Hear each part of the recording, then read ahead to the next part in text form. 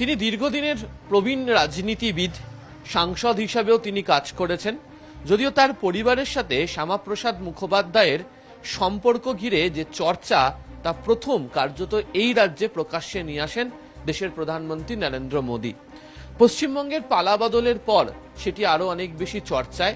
এরই মধ্যে দেশের স্বরাষ্ট্রমন্ত্রী অমিত শাহের সঙ্গে কলকাতায় তৃণমূল কংগ্রেসের থেকে সদ্য প্রাক্তন হওয়া রাজ্যসভার সাংসদ সুখেন্দু শেখর রায়ের সৌজন্য সাক্ষাৎকারকে ঘিরে জোর জল্পনা তৈরি হয়েছে।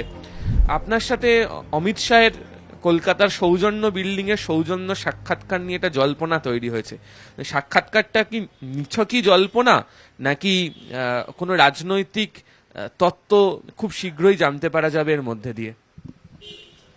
না, আমি দল থেকে এবং রাজ্যসভা থেকে পদত্যাগ করার পরে দিল্লিতে কয়েকদিন ছিলাম। সেই সময় তার সঙ্গে একবার দেখা করার আমি চেষ্টা করেছিলাম, কিন্তু হয়নি। কারণ তখন তিনি ওই নিয়মিত বাইরে যাচ্ছেন, দিল্লি ফিরে আসছেন, ঠিক উনি দিল্লিতে তখন ছিলেন না, সেটেলড অবস্থায় ছিলেন না। তো অফিস থেকে বলা হলো যে বেস্ট হচ্ছে যে আপনি একটা ইমেল করে দিন অ্যাপয়েন্টমেন্টের জন্য, তাহলে আমরা করে রাখবো। এর আগেও ওনার সঙ্গে আমার দেখা হয়েছে অনেকবার, হাউসের মধ্যে তো দেখা হয়েছে, বাইরেও দেখা হয়েছে, কথাও হয়েছে অনেক বিষয়ে অনেক সময়। তো আমি একটা ইমেল করলাম, তো ভুলবশত সেই ইমেলটা গত কয়েকদিন আগে দিল্লির কর্তব্য ভবনে ওনার যে অফিস, সেখানে হয়ে গেছিল, অ্যাপয়েন্টমেন্ট ফিক্স হয়ে গেছিল। কিন্তু আমি তখন বাড়িতে, আমার মেয়ে অসুস্থ, তো আমি তখন যেতে পারলাম। আমি তো চেয়েছিলাম যাতে কলকাতায় দেখা হয়, কারণ আমি কাগজে দেখলাম যে উনি শ্যামাপ্রসাদজির 125তম জন্মদিবসে এখানে কতগুলো কর্মসূচিতে উনি অংশ নেবেন। তা আমি সেটাকে মাথায় রেখে আমি কলকাতাতেই ওনার টাইম চেয়েছিলাম, যদি একটু দেখা করা যায়, কারণ ওই দিনটা আমার কাছে খুব গুরুত্বপূর্ণ। তো আমি তো একটু অসুবিধায় পড়ে গেলাম, দিল্লি এখন একদিনের মধ্যে আমি যাবো কি করে। তা আমি ওদেরকে বললাম যে আমি তো চেয়েছিলাম, দেখুন ভালো করে মেলে আমি লিখেছি কলকাতায় দেখা করবো উনি যখন আসবেন, তো দেখুন যদি সম্ভব হয় কলকাতায় করে দিতে। তো ওরা কলকাতায় টাইপ করে দিলেন। নিশ্চয়ই মন্ত্রীর সঙ্গে কথা বলেই করেছেন যে সারাদিনের কর্মসূচি শেষ করে উনি সৌজন্য আলিপুরে যে সরকারি আবাস অতিথিশালা আছে, সেখানে উনি পার্টির লোকদেরকে ডেকেছেন, মন্ত্রীদেরকে ডেকেছেন, তাদের সঙ্গে ওদের আলোচনা ছিল। তার অবসরে আমার সঙ্গে উনি অল্পক্ষণের জন্য দেখা করেছেন, এবং আমার মূল উদ্দেশ্য ছিল তাকে দুটো জিনিস বলা, যে আজকে আপনার কি বলবো, এত ভালো আপনি ব্যবস্থা নিয়েছিলেন নির্বাচনকে কেন্দ্র করে, যে আধা সেনাবাহিনী প্রায় 2.5 লাখ মোতায়েন হয়েছিল পশ্চিমবাংলায়। ফলে বাংলার নির্বাচক মণ্ডলী নির্ভয়ে তারা ভোট দিতে পেরেছিলেন। এইটা হচ্ছিল না বলে অনেক দিন ধরেই অনেক জায়গায় ভোট লুট হয়েছে, এবং এটা নিছক অভিযোগ ছিল না। আমরা যারা ভেতরে খবর রাখতাম, জানতাম, অনেক কনস্টিটুয়েন্সিতে এটা হয়েছে। এইবার একটা লক্ষণীয় বিষয় হচ্ছে যে কোনো চ্যানেল কোনো ধরনের জনসমীক্ষা, বুথ ফেরত সমীক্ষা কোনো কিছু করতে পারেনি। অন্যান্যবার 1 মাস আগে থেকে শুরু হয়ে যায়, এবার কিচ্ছু করতে পারেনি। তাদের একজন জিজ্ঞেস করছিল পারছেন না কেন, যে মানুষ কথা বলতে চাইছে না, মানুষ চুপ করে আছে। তো আমি আমার 59 বছরের রাজনৈতিক অভিজ্ঞতা থেকে বুঝেছিলাম, যেটা আমি আরজি করার সময় বুঝেছিলাম, যে এই সরকার আগামী নির্বাচনে টিকবে না।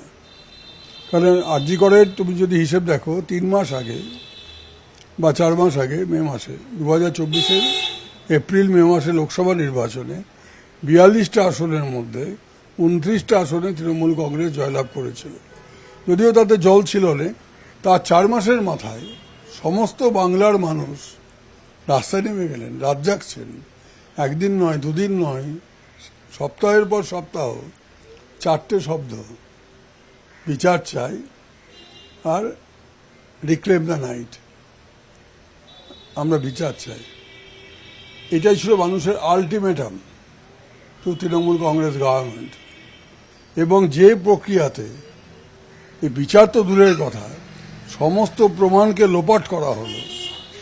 যে মুহূর্তে ক্যালকাটা হাইকোর্ট নির্দেশ দিল সিবিআই তদন্তে, প্রায় যুদ্ধকালীন জরুরি ভিত্তিতে পুলিশ কমিশনার থেকে শুরু করে ইনস্টিটিউশনের প্রধান থেকে শুরু করে সর্বস্তরের সরকারি যারা আধিকারিক এবং পার্টির লোক পার্টির একাংশ নেতৃত্বের একাংশ তারা যেভাবে ঝাঁপিয়ে পড়ে সমস্ত প্রমাণকে লোপাট করে দিল, এমনকি মেয়েটির মায়ের মুখ বন্ধ করার জন্য তাকে উৎকোচ পর্যন্ত দেওয়ার চেষ্টা করা হয়েছিল একজন ডেপুটি কমিশনারের পক্ষ থেকে।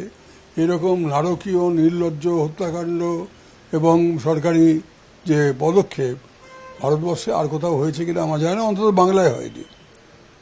কথা হলো অমিত শাহের সাথে, সেই জন্য আমি বললাম যে আপনি এই যে একটা হিংসার সন্ত্রাসের বাতাবরণ দীর্ঘ সময় ধরে পশ্চিমবাংলায় চলছিল, এই সরকার পরিবর্তন হওয়ার সঙ্গে সঙ্গে তার যে অবসান ঘটতে চলেছে, অন্তত মুখ্যমন্ত্রীর তার প্রকাশ্য যে ভূমিকা এখনো পর্যন্ত তিনি এবং তার সরকার নিয়েছেন, তাতে খানিকটা আশার আলো মানুষের মধ্যে জেগেছে, 1 নম্বর। 2 নম্বর হচ্ছে এই যে মানুষ তাদের ভোটাধিকার প্রয়োগ করতে পারলেন, এটা বহুদিন বাদে, কারণ সিপিএম শুরু করেছিল এটা প্রথম। ভোটার তালিকায় জল মিশিয়ে ওই যে এসআইআরে যত লোক বাদ গেছে, কিছু জেনুইন ভোটার বাদ গেছে সন্দেহ নেই, কিন্তু প্রচুর যেগুলো জল মেশানো ছিল সেগুলো অনেকেই বাদ গেছে, যেটা বাদ যাওয়া উচিত ছিল। এটা একদিকে। আর দ্বিতীয়ত হচ্ছে এই আধা সেনাকে সক্রিয় করে এবং নির্বাচনী আধিকারিকদেরকে সক্রিয় করে পেটুয়া লোকদেরকে সরিয়ে দিয়ে এই হলে যে বাংলায় মানুষ তার ভোটাধিকার ফিরে পেল, মানে গণতন্ত্র ফিরে পেল। এর জন্য আপনাকে আমি ধন্যবাদ জানাই। আর আজকের এই শুভ দিনে আমার কাছে কিছু স্মারক আছে, এই স্মারকগুলো আপনার হাতে তুলে দিতে চাই। আমি আপনার দিল্লির বাড়িতে দেখেছি, আমি যে ঘরটা আমাকে প্রথমে বসানো হয়েছিল সেখানে বীর সাভারকারের ছবি আছে, আরও একজনের ছবি আছে। আমি সেই ঘরটাতে অন্তত ডক্টর শ্যামাপ্রসাদ মুখার্জির ছবি দেখেনি, হয়তো আপনার অফিস ঘরে আছে বা অন্য জায়গায় নিশ্চয়ই আছে। তা আমি আমার বাবার কাছে একটা বিরল ছবি ছিল শ্যামাপ্রসাদ মুখার্জি, সেটাকে আমি ফটোশপে এনলার্জ করিয়ে ভালো করে একটা দিয়েছি। আর আমার শ্যামাপ্রসাদ মুখার্জির একটা চিঠি, বাবাকে অনেকগুলো চিঠি ছিল, তার মধ্যে একটা খুব গুরুত্বপূর্ণ ঐতিহাসিক দলিল, যখন 1943 সালে বাংলায় প্রায় 30 লক্ষ লোক না খেতে পেয়ে মরে গেল, দুর্ভিক্ষ, ম্যানমেড ফেমিন যাকে বলা হয়, চার্চিলের নির্দেশে সেনাবাহিনীর জন্য সমস্ত খাদ্যদ্রব্য মজুত করা হলো এবং সেই মজুতদারির ফলে বাজারে যে দুর্ভিক্ষ দেখা দিল, প্রায় 30 লক্ষ লোক না খেতে পেয়ে মারা গেছিলেন। সেই সময় ডক্টর মুখার্জি তার নিজের উদ্যোগে সারা বাংলা জুড়ে যেখানে যেখানে এই দুর্ভিক্ষ মহামারীর আকার নিয়েছিল, সেই জায়গাগুলোতে উনি অনেকগুলো রিলিফ ক্যাম্প তৈরি করেছিলেন, যেখানে দুবেলা লঙ্গরের মাধ্যমে তাদেরকে খাওয়ানো হতো। এই ইতিহাসটা পড়ানো হয় না কোথাও, কেউ জানেও না। শুধু কালকে আমি দেখেছি একটি ইংরেজি দৈনিক সংবাদ মাধ্যমে প্রধানমন্ত্রীর যে আর্টিকেলটা বেরিয়েছে, সেখানে একটি জায়গায় তো উল্লেখ আছে। ওটা দেখা মাত্র আমার শ্যামাপ্রসাদ মুখার্জির যে চিঠি আমার বাবাকে লেখা, তাতে দেখেছি ওখানে উল্লেখ আছে যে আমি রিলিফের কাজে খুব ব্যস্ত আছি বলে নর্থ বেঙ্গল ট্যুরটা আমি করতে পারছি না, এটা আপাতত স্থগিত থাকলো। নর্থ বেঙ্গল যাওয়ার কথা ছিল আমার বাবা এবং ময়মনসিংহের মহারাজা সীতাংশুকান্ত আচার্য, এরা সবাই, উনি হিন্দু মহাসভার নেতা ছিলেন দুজনেই। তো এটা একটা ঐতিহাসিক দলিল, ওটাকে আমি ল্যামিনেটেড করে বড় করে দিয়েছি। আর একটি 1905 সালে বঙ্গভঙ্গ আন্দোলন যখন শুরু হয়েছে, সেই সময় অবনীন্দ্রনাথ ঠাকুর তিনি একটি ভারত মাতার প্রতিকৃতি, কাল্পনিক প্রতিকৃতি তিনি তৈরি করেছিলেন। সেটাকেও আমি ফটোশপে দিয়ে ওটাকে এনলার্জ করিয়ে তার একটা ছবি ওনাকে দিয়েছি। এই সৌজন্য সাক্ষাৎকার, আর এছাড়া আমার অন্য কোনো দেখা করার উদ্দেশ্য ছিল না। এই শ্যামাপ্রসাদ মুখোপাধ্যায় সংক্রান্ত বিষয়ত আপনার বাবার কে দেওয়া তার যে চিঠি, এই বিষয়টা নিয়ে আপনি ভীষণ আবেগপ্রবণ। ভীষণ আমি আবেগপ্রবণ, কারণ বাবা খুব প্রচার বিমুখ মানুষ ছিলেন, তখনকার দিনে সব মানুষই তাই ছিলেন। তিনি বলতেন যে আমি কি করেছি না করেছি এটা কারো কাছে গল্প করবে না, যেটুকু জানো সেটুকু ঠিক আছে, কিন্তু এটা গল্প করার মতো বিষয় নয়, কারণ আমার কাজ যেটুকু ছিল আমি করেছি, আমার কাজ শেষ হয়ে গেছে। বাবা রাজনীতি থেকে অবসর নিয়েছেন। আমি বাবার বন্ধু বান্ধব, আমাদের কিছু আত্মীয় স্বজন, তার কাছ থেকে অনেকগুলো বিষয় জেনেছি। আমি অবাক হয়ে গেলাম যে একদিন আমি রাজ্যসভায় আছি বসে, সেই সময় শ্রমিক ভট্টাচার্য বিজেপির রাজ্য সভাপতি, তিনি হঠাৎ এই প্রসঙ্গ তুলে বললেন যে আজকে যে মালদা ভারতবর্ষে আছে তার পেছনে সবচেয়ে বেশি যে মানুষটির অবদান তার নাম শিবেন্দু শেখর রায়, মানে আমার বাবার কথা বললেন। তার প্রতিকৃতি পার্লামেন্টে এত লোকের আছে, থাকবে না কেন? হয়তো একটু আবেগপ্রবণ হয়ে বলে ফেলেছে। তা আমি একটু বিস্মিত হলাম যে হঠাৎ ও এই ব্যাপারটা তুলছে, ও জানলো কি করে? তারপর আমার মনে পড়লো, না, ও তো অ্যাকচুয়ালি ভারতীয় জনসংঘের সময় থেকে পার্টিটা করে এবং মালদা জেলার দায়িত্বে ছিল অনেক দিন পর্যবেক্ষক হিসেবে। ফলে মালদাতে কারা কারা হিন্দু মহাসভা করতেন, জনসংঘ করতেন, RSS এর নেতা ছিলেন, পরবর্তীকালে বিজেপি করেছেন, সমস্তটাই ও নখদর্পণে। আর ওতে এমনিতে খুব কালচার। ও ব্যাপারটাকে কোন পর্যায়ে নিয়ে গেলেন যে মাননীয় প্রধানমন্ত্রী নরেন্দ্র মোদী মালদায় আসলেন সম্ভবত 12 বা 13 জানুয়ারি এবছর জনসভাতে বক্তৃতা করতে। আর বিশাল সমাবেশে দেখা গেল যে শ্রমিক ভট্টাচার্য, শুভেন্দু অধিকারী, সুকান্ত মজুমদার, রেলমন্ত্রী অশ্বিনী বৈষ্ণব, এরা সবাই মঞ্চে রয়েছেন এবং সেখানে আমার বাবার একটি ছবিকে তৈলচিত্র বানিয়েছে, পেইন্টিংস, আমার দাদার কাছ থেকে ছবি নিয়ে। আমি জানতামও না, বিরাট করে সেই ছবিটাকে তৈলচিত্র বানিয়ে প্রধানমন্ত্রীকে মঞ্চে ওরা উপহার দিচ্ছেন, সেটা আমি টিভিতে দেখছি। এবং প্রধানমন্ত্রী যখন তার বক্তৃতা শুরু করলেন তখন তিনি বললেন যে আমি মালদার সুসন্তান শিবেন্দু শেখর রায়কে আমার সশ্রদ্ধ প্রণাম জানিয়ে আমার বক্তব্য শুরু করছি, কারণ তার জন্য মালদার পরিচয় আজকে ভারতে বেঁচে আছে। কারণ বাবা বাউন্ডারি কমিশনে হিন্দু মহাসভার নেতা এবং উকিল হিসেবে লড়াই করেছিলেন। 2 দিন হিয়ারিং হয়েছিল মালদা নিয়ে, অন্যান্য জায়গা নিয়েও হয়েছিল। বাবা একদিন আধ ঘন্টা, আরেকদিন 40 মিনিট 45 মিনিট মতো উনি সাবমিশন করেছিলেন কমিশনের কাছে, যেটাকে বলা হয় র্যাডক্লিফ কমিশন, আসলে বেঙ্গল বাউন্ডারি কমিশন। তো যাই হোক, বাংলার সাবেকি 15টা থানা এলাকার মধ্যে 5টি থানা এলাকা চলে যায় পূর্ব পাকিস্তানে, 10টি থানা এলাকা ভারতে রয়ে যায়। কিন্তু ওই যে ইন্টারিম পিরিয়ডটা 17 আগস্টে ঘোষণাটা হয়, তার আগে অলরেডি সেখানে পাকিস্তানের ফ্ল্যাগ তুলে দেওয়া হয়েছে এবং আমাদের বাড়ি টার্গেট। কারণ বাবা যেহেতু নেতৃত্বে, এবং সবচেয়ে বড় কথা হচ্ছে শ্যামাপ্রসাদ মুখার্জি তিনি একা কিন্তু তখন বিধানসভার সদস্য। এতৎসত্ত্বেও তিনি হচ্ছেন father figure of the demand যে ভারতের মধ্যে বাঙালি হিন্দুদের জন্য হোমল্যান্ড চাই। এই দাবিতে অনড় থেকে তিনি সারা বাংলা পরিভ্রমণ করেছেন এবং এক মঞ্চে হিন্দু মহাসভা নেতা শ্যামাপ্রসাদ মুখোপাধ্যায়, কংগ্রেসের নেতা কিরণ শঙ্কর রায় প্রমুখ, তারা একযোগে ভাষণ দিচ্ছে একই মঞ্চ থেকে এবং বাঙালি হিন্দুর ঐক্য তৈরি করার জন্য। মুসলিমরা তো নাচছে আনন্দে, আমরা তো পাকিস্তান পাবই, জিন্নার সঙ্গে মামুন ব্যাটারির কথা হয়ে গেছে, কিন্তু ওই বাঙালি হিন্দুরা কোথায় যাবে? তো শ্যামাপ্রসাদ মুখার্জি বলেছিলেন যে আমরা এইকে বলেছিলেন অখণ্ড বাংলা চাই। বলে অখণ্ড বাংলা হলেও তো আমাকে তো মুসলিমদের আন্ডারে সেকেন্ড ক্লাস সিটিজেন হতে হবে, কারণ মেজরিটি তো ওরা। বাংলা তো মানে স্বাধীনতার আগের 10 বছর বাংলা তো মুসলমানদের নেতৃত্বে ছিল, কারণ তারা মেজরিটি ছিল। অবিভক্ত বাংলাতে তো মুসলমানরা মেজরিটি ছিল, ফলে 10 বছর মুসলিম শাসন চলছিল।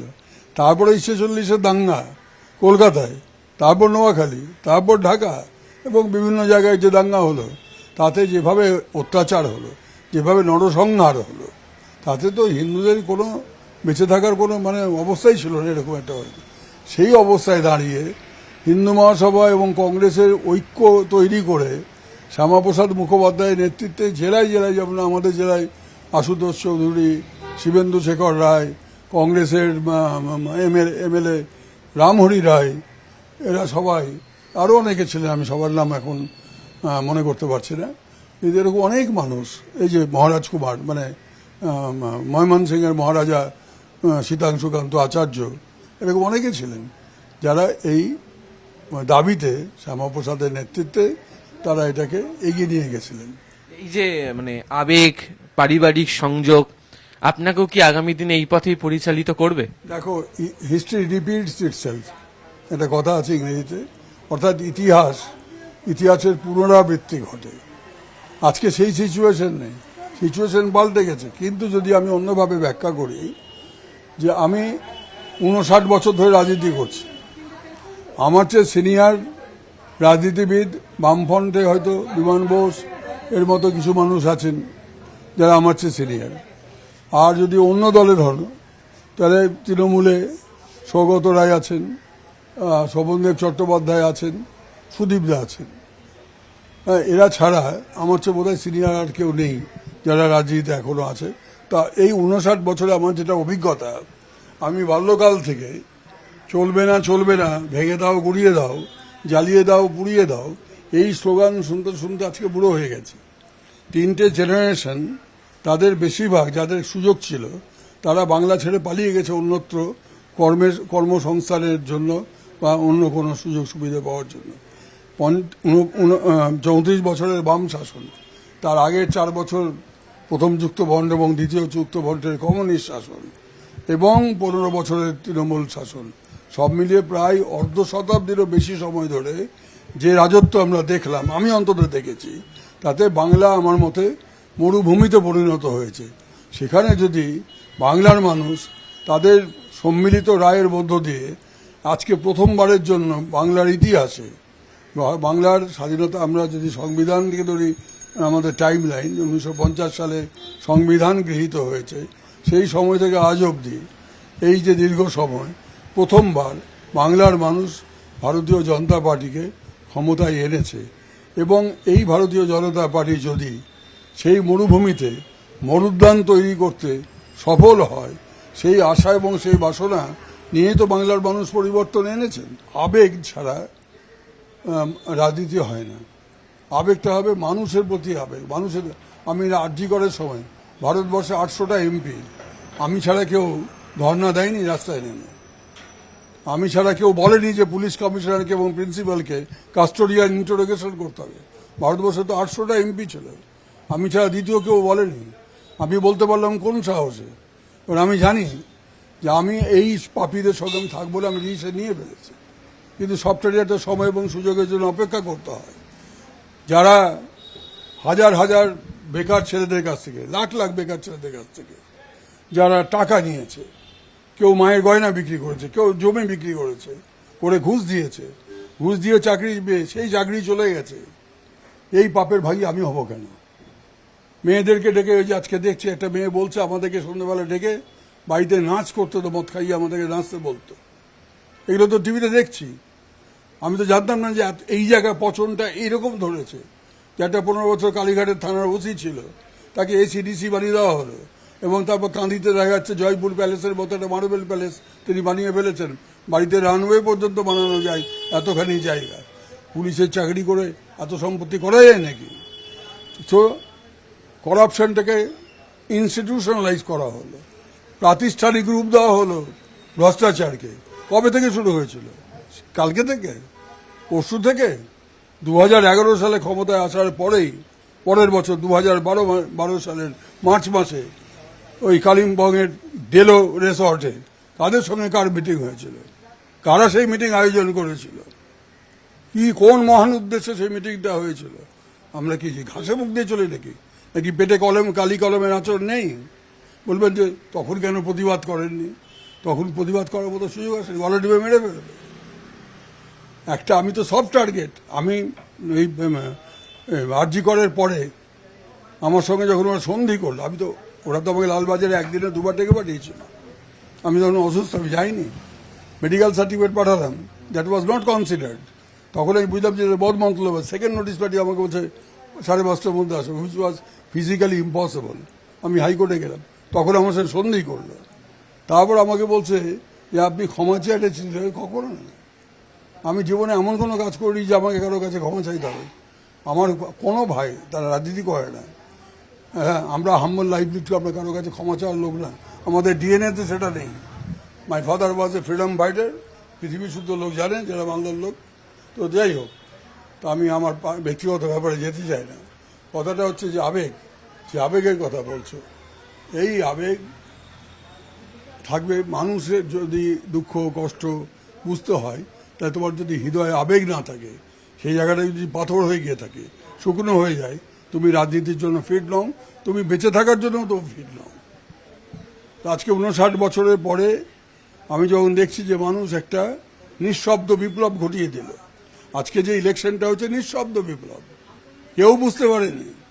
কিন্তু আমি কিন্তু রাজ্যগণের সঙ্গে বুঝেছিলাম যে this is the ultimate last warning, এখনো সময় আছে, তোমরা শুধরাও, নাহলে উল্টে দেবো। ওরা শুধরালো না, প্রমাণ লোপাট করলো, উল্টে দিল। এবার আমার প্রশ্ন হচ্ছে আমার নিজের কাছে যে আমি এই দলে থাকবো কেন। এবার আমাকে সুযোগ এসছে, কারণ তার আগে তো আমার ফোনে হুমকি আসছে, আমাকে মানে মেরে ফেলা হবে, আমার মেয়েকে বা নাতনিকে কিডন্যাপ করা হবে, অনেক ফোন এসছে আমার কাছে। আমি কার কাছে গিয়ে অভিযোগ করব? যে পুলিশ একদিনে দুবার ডাকছে আমাকে সাইবার সেলে, সে তুমি হাজিরা দাও, সেই পুলিশের কাছে আমি কমপ্লেন করব? আমাকে কিল খেয়ে কিল হজম করতে হয়েছে সে সময়। আমি তো অরণ্যদেব নই, আমি একা একটা রাষ্ট্রযন্ত্রের বিরুদ্ধে আমি লড়াই করে যাব। তবু তো আমি সাহসকে ধর্ণা দিয়েছিলাম, বললাম তো 800টা এমপির মধ্যে কারো সাহস হয়নি, পরে দু একজন পদত্যাগ করেছে, আলাদা কথা। তো সুতরাং আজকে যখন আমি দেখেছি মানুষের যে রায়, ইন্দিরা গান্ধী হেরে গেছিলেন, তাকে সবাই ডিক্টেটর বলেছে, এমার্জেন্সি জারি করেছিলেন বলে ডিক্টেটর। পৃথিবীর বুকে কোনো ডিক্টেটর ইলেকশন রাখে না হেরে যাওয়ার জন্য। বারণ করেছিল, সঞ্জয় গান্ধী বারণ করেছিল, আমি এখন ইলেকশন করবো না, হেরে যাবে, সিচুয়েশন ইজ ভেরি ব্যাড। তা সত্ত্বেও উনি এমার্জেন্সি লিফট করলেন, ইলেকশন করলেন। প্রথমবার কংগ্রেস কেন্দ্রীয় ক্ষমতা থেকে হটে গেল, ইন্দিরা গান্ধী থেকে শুরু করে সবাই যে হেরে গেল। ঠিক আছে, উনি কি করলেন? সোজা রাষ্ট্রপতির কাছে গেলেন, পদত্যাগপত্র পেশ করলেন, 2 লাইনের একটা প্রেস স্টেটমেন্ট করলেন যে জনগণের রায় আমি মাথা পেতে নিলাম, নতুন যারা ক্ষমতায় আসলেন তাদের জন্য রইল আমার আন্তরিক শুভেচ্ছা। এটা কোনো ডিক্টেটর বলে নাকি? এটা হচ্ছে গণতন্ত্রের, যদি পরিশীলিত গণতন্ত্রের যদি কোনো নির্যাস যদি ধরি আমি, এটা হচ্ছে পরিশীলিত গণতন্ত্রের একটা নির্যাস। এইটুকু সৌজন্য দেখানো যেত না দলের পক্ষ থেকে? মিটিং ডাকা হচ্ছে, মিটিং, একটা মিটিংয়ে কাউকে বলতে দেওয়া হয়েছে? আমি তো 15 বছর ছিলাম দলে, বিভিন্ন কমিটিতে ছিলাম, এবং আমাকে বিভিন্ন কমিটিতে কেন সরিয়ে দেওয়া হয়েছে সেটাও আমি একদিন বলবো। আমি অপেক্ষা করছি সেই সময় এবং সুযোগের জন্য। আমারও এটাই প্রশ্ন যে সুন্দা, সময় এবং সুযোগ কি খুব শীঘ্রই আসতে চলে যায়? আপনাকে কি নতুন রাজনৈতিক ভাবে দেখা যাবে? সেটা নির্ভর করছে সবকিছু পরিস্থিতির উপরে, কে কতদূর এগোয় আর কে কতদূর আমাকে আঘাত আনতে চেষ্টা করে আমি দেখব। আর আমার কাছেও যে ব্রহ্মাস্ত্র আছে, সেটা যদি আমি বাজারে ছাড়ি, আমি অনেক অপমান সহ্য করে, হ্যাঁ, আমি অনেক যন্ত্রণা সহ্য করে, অনেক বাড়ির লোকদের কাছে তিরস্কার সহ্য করে, তুই এই চোরেদের সঙ্গে এখনো কি করে আছিস, এটা আমার বন্ধু বান্ধব, আমার শুভাকাঙ্ক্ষী শুনতে হয়েছে। যাই তুই, আমি তো বলেছি যে আমি তো রত্নাকর দস্যুর ফ্যামিলির মেম্বার, আমি পাপের ভাগী হব না, এটাই বলতাম, আমি পাপের ভাগী হব না।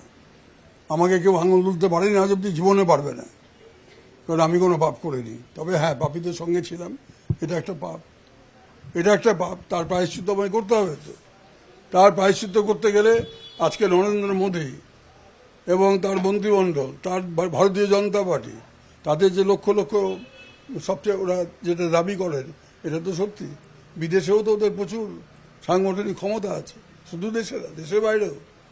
তো এরকম একটা রাষ্ট্রবাদী সংগঠন যদি ভারতবর্ষকে নতুন পথে নিয়ে যেতে পারে, পশ্চিমবাংলার মরুভূমিতে যদি বনোদ্যান তৈরি করতে পারে, তাহলে একজন নাগরিক হিসেবে আমার উচিত কি তাকে সমর্থন করা নয়? এত মানুষ সমর্থন করলো, 97%, 98% পোলিং হলো, তারা কেন সমর্থন করলেন? তারা তো এই আশাতেই করেছেন, আমি বৃদ্ধ বয়সে তো এই আশাটাই করবো, আমার বাড়িতে কেউ বেকার নেই যে কাজ দিতে হবে। কিন্তু আমাদের যে 3টে জেনারেশন নষ্ট হয়ে গেল, কাজ পেল না। এখনো যদি যারা বাইরে চলে গেছে অনেকে, এটা গোটা রাজ্যটাই প্রায় বৃদ্ধাশ্রম হয়ে গেছে। এই সময় যদি এখনো যদি এই নতুন সরকার এসে আমাদের ছেলে মেয়েদের হাতে একটু কাজের ব্যবস্থা করে দেয়, এর চাইতে পুণ্যের কাজ আর কিছু হতে পারে না। আমার শেষ প্রশ্ন এই লপ্তে, সেটা হচ্ছে যে আপনি খুব ভালোভাবেই জানেন, খোঁজও নিচ্ছেন, একটা রাজনৈতিক জল্পনা চলছে। গতকাল সকালেই যেহেতু রাজ্যসভার নির্বাচন ঘোষণা করা হয়েছে বঙ্গে, এবং আপনারই ছেড়ে যাওয়া আসনে, কিন্তু এই যে রাজনীতিতে জল্পনা চলছে আপনি পুনরায় সেই আসনে ফেরত যাচ্ছেন, এটা কি সত্যি? কার আসন শূন্য আছে আর কে পূর্ণ করবে এই ব্যাপারটা সিদ্ধান্ত নেওয়ার মালিক তো আমি নই। আর একটা কোইন্সিডেন্স ঘটে গেছে, কালকেই নির্বাচন কমিশনের নোটিফিকেশন বেরিয়েছে, আর কালকেই সৌজন্যতে গিয়ে আমি সৌজন্য সাক্ষাৎকারে গেছি মাননীয় কেন্দ্রীয় স্বরাষ্ট্রমন্ত্রীর সঙ্গে। ফলে 2-2-4 অনেকেই করছেন। এই সব অনেক সময় ধাঁধা মিলে যায়, অনেক সময় ধাঁধা মেলে না। যে আমি যে দীর্ঘ সময় 59 বছরের আমার রাজনৈতিক অভিজ্ঞতার কথা বললাম, আমি এখন জীবন উপান্তে এসে যখন পেছন ফিরে তাকাই তখন মনে হলো, এবং আমি দিল্লিতে যাওয়ার পরেও অন্যান্য রাজ্য সম্পর্কে যেটুকু আমার অভিজ্ঞতা বা জ্ঞান অর্জন করতে পেরেছি, যে আমরা যেন নিজেদেরকে কেমন ভারত থেকে যেন বিচ্ছিন্ন করে ফেলেছিলাম। মানে কেন্দ্রটা যেন একটা অন্য দেশের কেন্দ্রীয় সরকার, সবসময় একটা কেন্দ্র বিরোধী জেহাদ, যেটা বামফ্রন্টের লোকেরা করত সব ব্যাপারে, কেন্দ্রের বঞ্চনা ইত্যাদি ইত্যাদি। আর চলবে না, ভেঙে দাও, উড়িয়ে দাও, জ্বালিয়ে দাও, পুড়িয়ে দাও। এই যে নিজেদেরকে আমরা বিচ্ছিন্ন করলাম, আরে এখন তো আমরা কলোনিয়াল রুলে নেই, আমাদের দাবি দেওয়া নিশ্চয়ই থাকবে। তার জন্য আন্দোলন করতে হবে, লড়াই করতে হবে। অন্য রাজ্যের লোকেরা শাসক এবং বিরোধী একসঙ্গে গিয়ে কেন্দ্রের কাছে দরবার করে, আর এখানে আমরা আলাদা আলাদাভাবে প্রত্যেকের রাস্তায় নামে কে কত ধর্মঘট করতে পারে, কে কত লড়াই করতে পারে, কে কত বেশি তেজের সঙ্গে যা খুশি তাই বলতে পারে। রাজনীতির ভাষাটাই তো পাল্টে গেছে। আমরা বাঙালির তো নেতৃত্ব দিতে তো গোটা দেশকে, সেখানে বাঙালি নিজেদেরকে সরাতে নিয়ে এসে আমরা একটা যেন ভারত থেকে আলাদা একটা কোনো বিচ্ছিন্ন একটা দ্বীপ, এইরকম একটা জায়গায় কেন গিয়ে পৌঁছালাম? একটা জঘন্য রাজনীতি, একটা ভুল রাজনীতি আমার গোটা রাজ্যটাকে এইভাবে ক্ষতিগ্রস্ত করেছে গত 6 দশক ধরে, যার সাক্ষী আমি। আমাকে কোনো বই পড়ে জানতে হবে না, আমার জীবনের অভিজ্ঞতা থেকে আমি জানি এবং সবাই জানে। আজকে যদি সেখানে এতগুলো মানুষ একটা পরিবর্তনে আশায় একটা রাষ্ট্রবাদী শক্তিকে নতুন করে যদি এখানে নিয়ে এসে যদি তাদের ভাগ্য পরিবর্তনের চেষ্টা করে, এটা অন্যায়ের কি আছে? রাজ্যে যে পরিবর্তন এসছে, সেই পরিবর্তনের পক্ষে সামিল হতে, সাধারণ নাগরিকদের পাশে দাঁড়াতে তিনি যে পিছিয়ে যাবেন না, কার্যত তিনি স্পষ্ট করে দিয়েছেন। তবে শুরুতেই বলেছিলাম, রাজনীতিতে জল্পনা বলে একটি শব্দ থাকে, সেই জল্পনার নিরসন হয়তো আগামী 48 ঘন্টার মধ্যেই হয়ে যাবে। ক্যামেরা অসিত দাসের সাথে আবির ঘোষাল, নিউজ 18 বাংলা।